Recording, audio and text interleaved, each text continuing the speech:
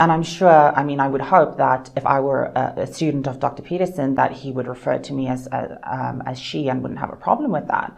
But at the end of the day, you know, a personal pronoun preference still is a preference for what language other people use.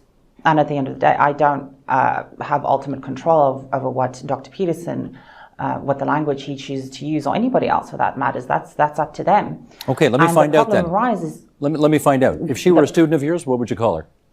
She. You would. Okay. We've established that. Why should your right to freedom of speech trump a trans person's right not to be offended? Because in order to be able to think, you have to risk being offensive. I mean, look at the conversation we're having right now. You know, like, you're certainly willing to risk offending me in the pursuit of truth. Why should you have the right to do that? It's been rather uncomfortable. Well, I'm very glad I put you on the spot. Well, I'm very glad that I have exercised my freedom of speech. You get my point. It's like you're doing what you should do, which is digging a bit to see what the hell's going on. So and that is what you should do. But you're exercising your freedom of speech to certainly risk offending me. And that's fine. I think more power to you as far as I'm concerned. So you haven't sat there and I'm just trying to work that out. I mean, gotcha. You have got me. I'm trying to work that through in my head. And there's not a secular humanist organization or country on the planet that has ever produced as a good thing, an intentional good thing, rapists and murderers. So, well, that's highly debatable. That's highly debatable. Actually, I mean, one it's of the things absolutely true, because there's never been a secular humanist government on the planet. I don't know. I think the Soviets were pretty secular. No, humanists. Then, I know with all due apologies, you do not know the first thing about what secular humanism is. You should read the Secular Humanist Manifestos, because what happened in Russia and communist countries was an institution of a religious-like structure centered around an individual and forced atheism, none of which is consistent with humanism. The great American philosopher Beyonce Knowles said that it has been said that racism is so American that if you challenge racism, you look like you're challenging America. We are challenging inequality. We are challenging the refusal to see me as an individual. When we overcome that, have at it, we're all on equal plane. I think it's fine. I think it's good. The pot is getting stirred here. So I've got a couple of questions. So let's your side spoke, so I'm going to go to Jordan, then to you, Let's Michelle. assume for a moment that I've benefited from my white privilege. Okay, so let's assume that. That's fine. Assumption. That's what you would say.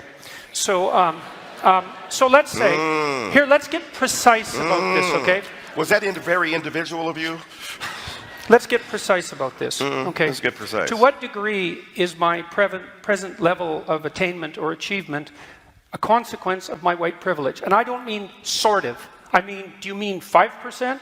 Do you mean 15%? Do you mean 25%? Do you mean 75%? And what do you propose I do about it? How about a tax? How about a tax that's like specialized for me so that I can account for my damn privilege, so that I can stop hearing about it? Now, let's get precise about one other thing, okay? We'll get precise about one other thing. Now, Precise? Yeah, precise, yes. And so, if we can agree, and we haven't, that the left can go too far, which it clearly can, then how would my worthy opponents precisely define when the left that they stand for has gone too far? You didn't like equity, equality of outcome. I think that's a great marker. But if you have a better suggestion and won't sidestep the question, so let's figure out how I can dispense with my white privilege, and so that you can tell me when the left has gone too far, since they clearly can. And that's what this debate is about political correctness. It's about the left going too far.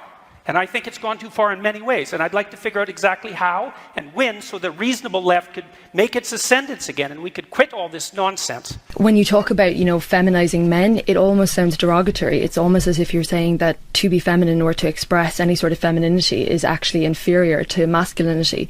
And I think that is a huge problem even within the language that we use. When you say, don't be such a girl, don't be such a pussy, the greatest insults that men can give each other tend to have feminine or origins, like, as I said, pussy or faggot, or anything like that. And I think, again, that speaks to a very systematic inequality between the genders.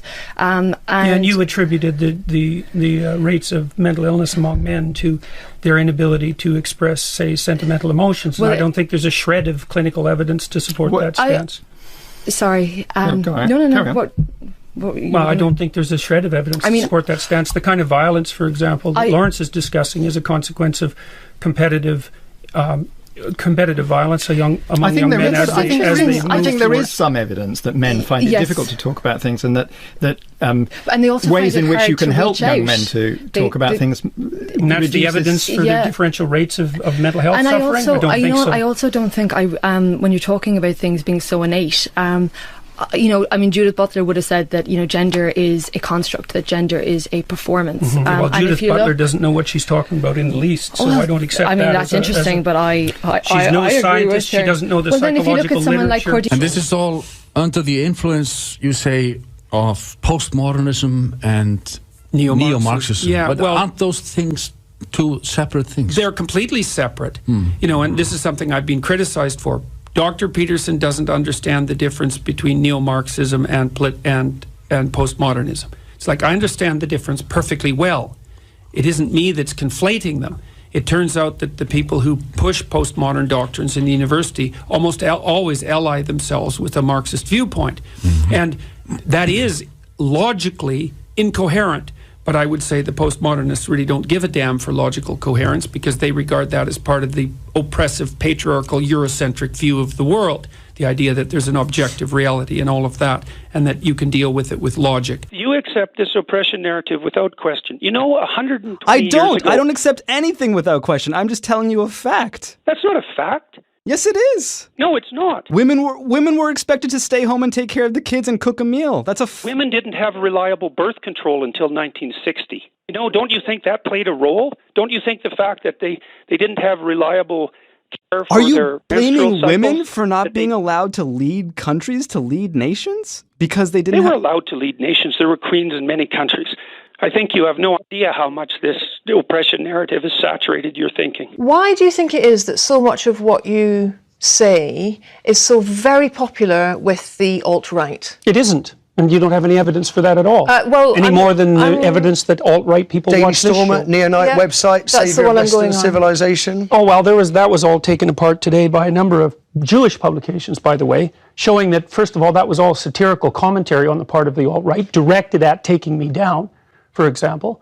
And there was an alt-right article yesterday published saying that I was a Jewish stooge and shill.